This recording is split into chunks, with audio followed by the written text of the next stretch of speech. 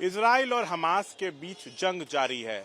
हमारे देश के जो मुसलमान हैं वो इस पर क्या सोचते हैं, उनकी क्या राय है, ये हम जानने की कोशिश करेंगे। इस वक्त हम पटना में जामा मस्जिद के बाहर खड़े हैं। जुमे की नमाज अदा करके ये लोग बाहर आए हैं। हम एक एक कर इनसे बात करेंगे और इनके मन में क्या है, मौजूदा हालात पर ये लोग क्या कहना चाहते हैं, ये जानने की कोशिश करेंगे।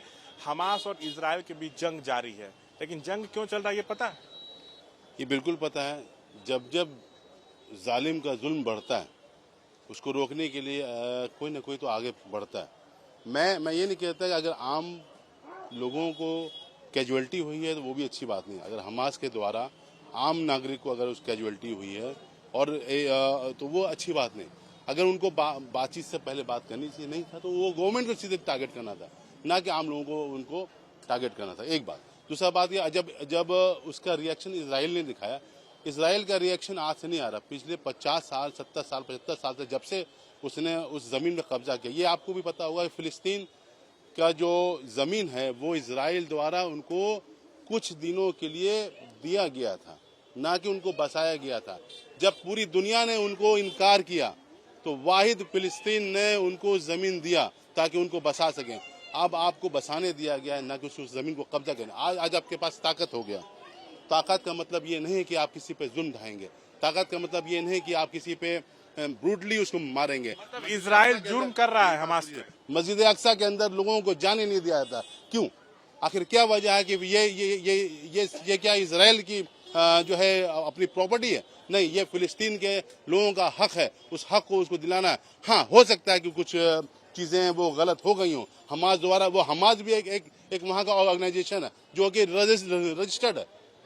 आगे उसने हमला किया, आपने क्यों उससे नहीं बात किया? अगर आप उसके बदले में आप हॉस्पिटल पे 500,000 लोगों को मारे जा रहे हैं, क्यों? आखिर आज वहां के कैजुअलिटी पूरी दुनिया में अमेरिका, इंग्लैंड आपके इजराइल का सपोर्ट कर रहा है। आखिर आपको वो फिलिस्तीन के मजलूम नहीं देख रहे? मैं हमेशा एक बात बोलता हूँ, मैं जालिमों के खिलाफ हूँ, मजलूम के साथ हूँ। अच्छा, ये बताइए, इजराइल का तो ये कहना है ना कि हमास की तरफ से पहले हमला किया गया।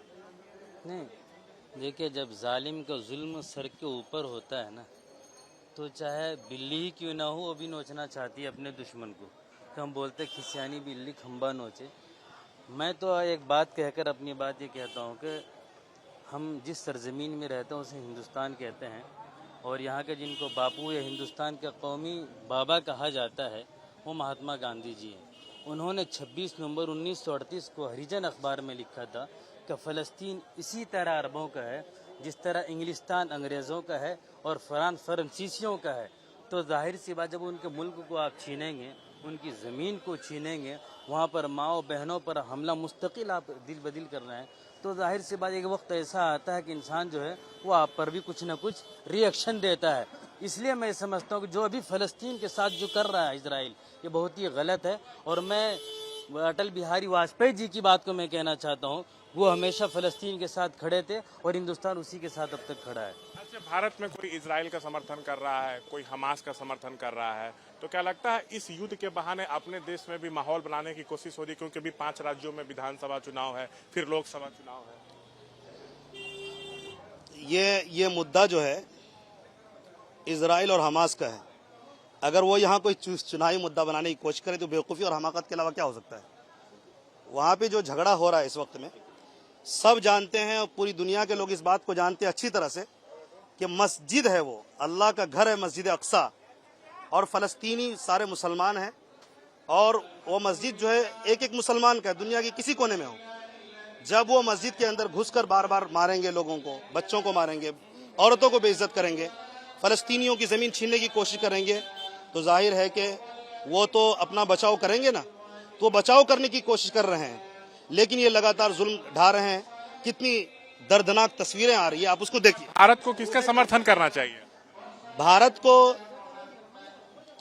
जहां तक समर्थन की बात है, वहां ये कोशिश करनी चाहिए कि जिसकी जमीन है, जिसकी मस्जिद है, उनका सपोर्ट करना चाहिए। अगर देखा जाए इस हिसाब से तो जाहिर है कि वो लड़ाई इसी की लड़ रहे हैं, तो जाहिर है सबको इंसाफ, यही है इंसाफ जो है वही साथ देना चाहिए इंसाफ का। ये जो हमास और इजराइल में लड़ाई चल रही है, जंग जारी है, इससे हमारे देश के मुसलमान को कोई फर्क पड़ता है? देखिए, फर्क तो पूरे दुनिया के मुसलमानों के ऊपर पड़ता है। क्योंकि ये मस्जिद अक्सा सबके लिए है और ये जो लड़ाई जो चल रही है वो हक और हुकूक की लड़ाई है, जो कि फिलिस्तीन के साथ जिस तरीके से आपको याद जो है दिला दूं आपके चैनल के माध्यम से और सुनने वालों को भी जो है मैं ये बात कह दूं कि 1948 में जिस तरीके से हिटलर उससे पहले सारा जो है जो भी यहूदी था उस सब को खत्म कर दिया एक टैंक में जो रखकर, कुछ जो है बच गए 60 लाख या कुछ बच गए,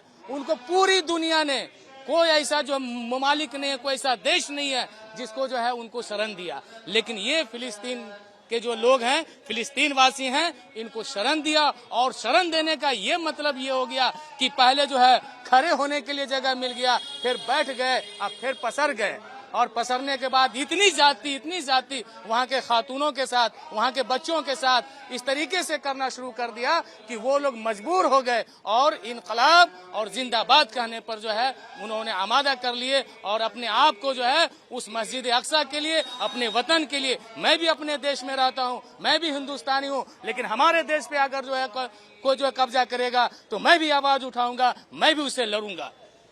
ठीक है, तो देखिए यहाँ पे ये लोग क्या सोचते हैं उस पर हम बातचीत कर रहे थे। बता दें हमास के तरफ से इजराइल में हमला किया गया, 1500 से ज्यादा लोग मारे गए थे, 200 से ज्यादा लोगों को गाजा में बंधक बनाया गया था। इसके बाद इजराइल की तरफ से जवाबी हमला किया गया जिसमें 3000 से ज्यादा लोगों की मौत हो गई। हमारे देश के मुस्लिम क्या सोचते हैं ये जो जंग चल रहा है उस पर हम ये जानने की कोशिश कर रहे थे। कैमरा पर्सन विशाल राय के साथ शशांक कुमार, एबीपी न्यूज पटना।